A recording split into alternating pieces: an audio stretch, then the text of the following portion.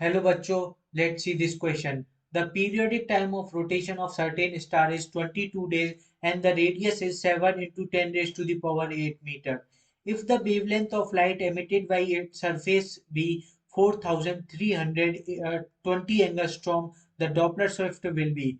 तो हमें इस क्वेश्चन में आर का पीरियोडिक रोटेशन दे रखा है, वो दे रखा है 22 डेज, और हमें जो उसकी रेडियस दे रखी है वो दे रखी है 7 × 10⁻⁸ और हमें लाइट की वेवलेंथ दे रखी है, वो दे रखी है 4320 एंगस्ट्रॉम।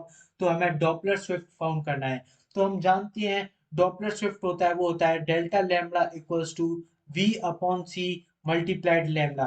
तो हमें सबसे पहले वी निकालना पड़ेगा।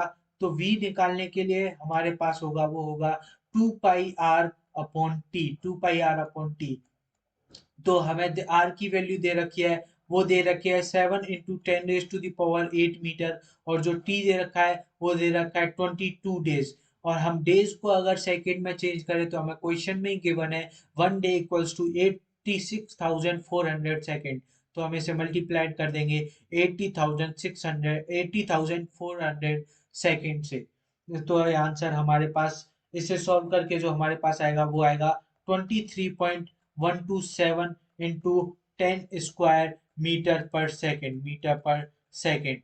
अब हम इसे आगे सॉल्व करें तो आगे हमें जो निकालना है वो इसमें वैल्यूज रखनी है हमें।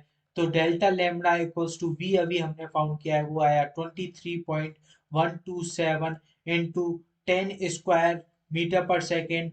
और सी की वैल्यू जो होती है वो होती है 3 × 10⁻⁸ और हमें लेमड़ा है वो दे रखा है 4320 एंगस्ट्रॉम।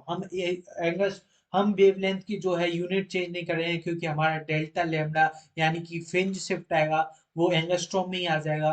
तो हमारे पास इसे सॉल्व करके जो आएगा वो आएगा 0.033 एंगस्ट्रॉम।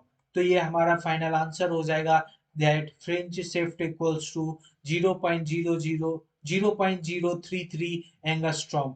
तो हमारा इसके अकॉर्डिंग जो करेक्ट ऑप्शन हो जाएगा वो ए ऑप्शन हो जाएगा, और हमारा जो डॉपलर शिफ्ट आ जाएगा वो आ जाएगा 0.033 angstrom. Hope you understood it well. Best of luck.